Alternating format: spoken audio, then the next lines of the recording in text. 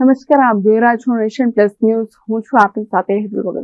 ગીર સોમનાથના તાલાલામાં ડાયરા કલાકાર દેવાત ખવડ અને તેમના 6 સાગરીતોએ મધરાત્રે 2 વાગે તાલાલા પોલીસ સ્ટેશનમાં સરેન્ડર કર્યું હોવાની માહિતી પ્રાપ્ત થઈ રહી છે. ગીર સોમનાથના તાલાલામાં ડાયરા કલાકાર દેવાત ખવડ અને તેમના 6 સાગરીતોએ મધરાત્રે 2 વાગે તાલાલા પોલીસ સ્ટેશનમાં સરેન્ડર કર્યું છે. તાલાલા પોલીસે કરેલી જામીન રદ કરવાની રિવિઝન અરજી સેશન્સ કોર્ટે માન્ય રાખી હતી.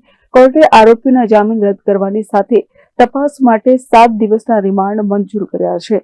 દેવાત ખવડ અને તેમના સાગરીતો સામે લૂંટ, હત્યાની કોશિશ, રાયોટિંગ અને આર્મ્સ એક્ટ જેવા ગુનાઓ નોંધાયેલા છે.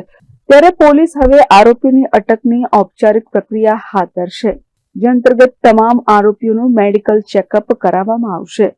મંજૂર થયેલા 7 દિવસના રિમાન્ડ દરમિયાન પોલીસ આરોપીઓ પાસેથી આચરેલા ગુનાની વિગતો અને પુરાવા એકત્રિત કરશે. તો આ સમગ્ર પ્રકરણને મામલે સરકારી વકીલ કેતનસિંહ વાળાએ જણાવ્યું હતું કે વેરાવળ સેશન્સ અને ડિસ્ટ્રિક્ટ જજ વિક્રમસિંહ ગોહિલના આદેશ મુજબ દેવાત ખવડને તારીખ 17 સપ્ટેમ્બર 2025 સુધી રિમાન્ડ પર મોકલવામાં આવ્યો છે. દેવાત ખવડ કોર્ટમાં હાજર ન હોવા છતાં તેના વકીલ દ્વારા જામીન રદ થવા અને રિમાન્ડ મંજૂર કરવા સામે કોઈ વાંધો ન હોવાનું લેખિતમાં જણાવવામાં આવ્યું હતું, જેને કોર્ટે આરોપીની સંમતિ તરીકે ગણ્યું હતું. આ કેસની વિગતો મુજબ થોડા દિવસો પહેલા તાલાલા ગીરમાં દેવાત ખવડ અને તેના સાથીઓએ એક યુવક પર હુમલો કર્યો હતો. આ મામલે નીચલી કોર્ટે ખવડ સહિત 15 જેટલા આરોપીને જામીન મંજૂર કર્યા હતા. જોકે તાલાલા પોલીસે આ જામીન સામે વાંધો ઉઠાવ્યો હતો અને રિવિઝન અરજી દાખલ કરવામાં આવી હતી, જે અંતર્ગત ગતરોજ વેરાવળ સેશન્સ કોર્ટમાં સરકાર પક્ષી દલીલો સાંભળ્યા બાદ કોર્ટે જામીન રદ કરવાનો આદેશ કર્યો હતો.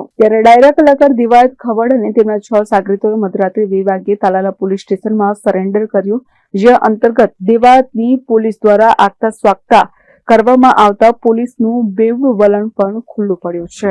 Mahesh Dodiya, nation plus news, Gir Somnath. સમાચારોનો સતત અપડેટ મેળવવા માટે અમારી નેશન પ્લસ ન્યૂઝની યુટ્યુબ ચેનલને સબસ્ક્રાઇબ કરો, બેલ આઇકન દબાવો અને જોડાયેલા રહો ફેસબુક, ઇન્સ્ટાગ્રામ અને ટ્વિટર પર.